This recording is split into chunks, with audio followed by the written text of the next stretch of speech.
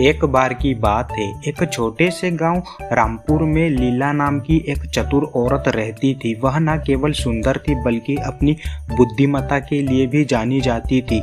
लीला के पति राजू एक किसान थे और वे हमेशा पैसों की कमी से जूझते थे। एक दिन गांव में एक अमीर धन्ना सेठ व्यापारी आया। उसने गांव वालों को बताया कि वह अपनी दौलत का प्रदर्शन करेगा और जो भी उसे सबसे अनोखी वस्तु दिखाएगा उसे वह बड़ा इनाम देगा।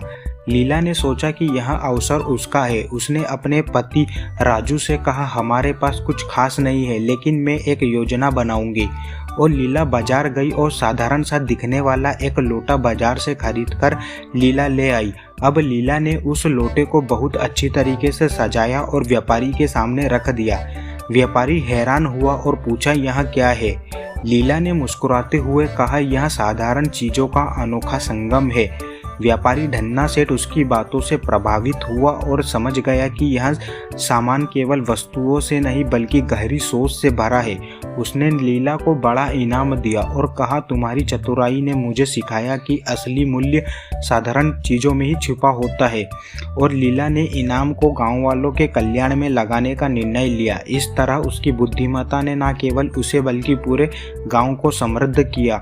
यह कहानी हमें सिखाती है कि सच्ची चतुराई केवल वस्तुओं में नहीं बल्कि हमारे दृष्टिकोण में होती है।